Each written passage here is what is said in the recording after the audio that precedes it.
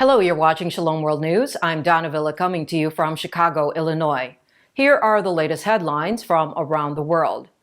Archbishop Dermot Farrell of Dublin has said that an effective program of catechetics and a renewed focus on the youth are essential to revitalize the church in Ireland. In an interview with the annual Journal of the National Seminary at St. Patrick's, Maynooth, the Archbishop said the current model of the church has to be restructured to tackle the underlying crisis of faith in the country and a steep decline in religious vocations.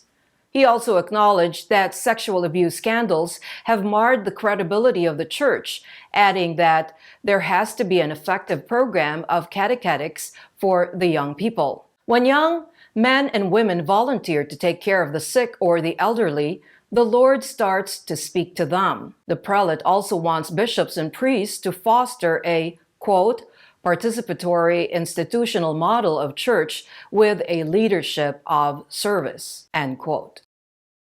A Christian couple exonerated from death row has safely found refuge in Europe. Shagufta Masih and her husband, Shafqat Emmanuel, were charged under the infamous blasphemy law and sentenced to death in 2014. The couple was accused of sending an anti-Islamic text to a local imam in 2013. The couple argued in court that they are illiterate and therefore could not have sent the messages.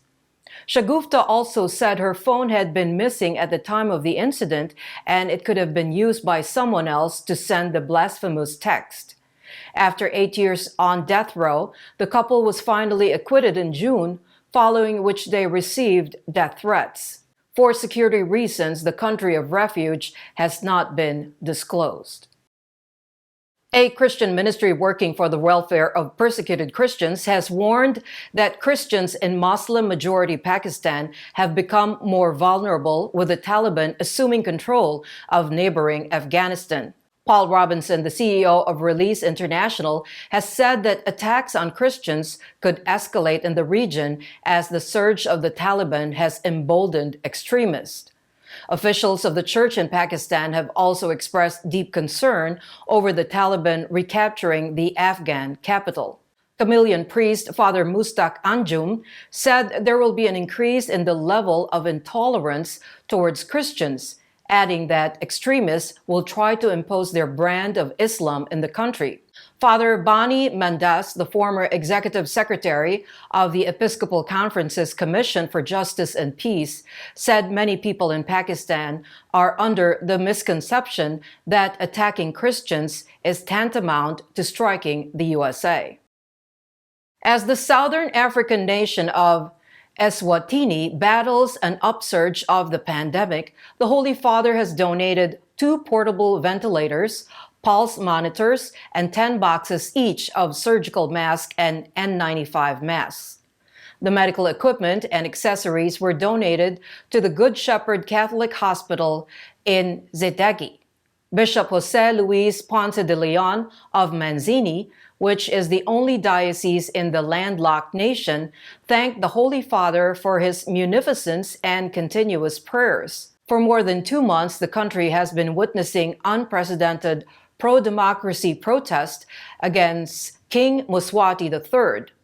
There are reports of police brutality as the ruler has ordered a crackdown on protesters. Formerly known as Swaziland, Eswatini is Africa's last absolute monarchy. With 34,000 confirmed cases of the COVID-19 infection, the country has reported over 900 fatalities so far. Aid to the Church, ACN, in Need International, the Pontifical Aid Organization, had announced a significant emergency package for Haiti in the aftermath of the massive earthquake that rocked the country on Saturday, August 14, leaving 1,400 dead. Almost 800,000 euros have been set apart for Haiti. According to Thomas Heine Geldern, executive president of ACN International, the most severely affected dioceses in the Caribbean nation have been contacted. Caritas, the Australian branch of Catholic Aid Organization, has also come forward with assistance for Haiti.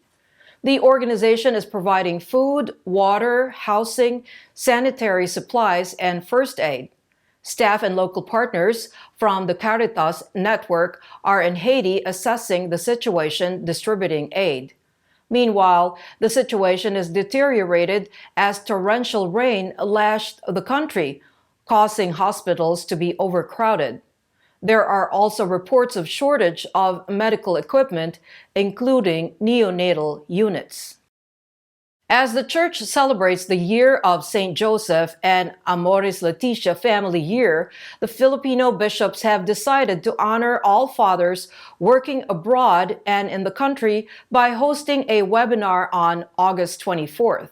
The Catholic Bishops' Conference of the Philippines has announced that the theme of the event will be, quote, "Towards an ever wider we." The webinar on the World Day of Migrants and Refugees is coordinated by the Episcopal Commission on Family and Life and Episcopal Commission for the Pastoral Care of Migrants and Itinerant People. The event will provide reflections on the heart of a father as exemplified by St. Joseph. It will also examine the impact of migration on the family and listen to the experiences of migrant fathers and those who remain behind as their wives work abroad. And those are your latest headlines. Do join us tomorrow. In the meantime, you can visit swnews.org for more updates. Shalom.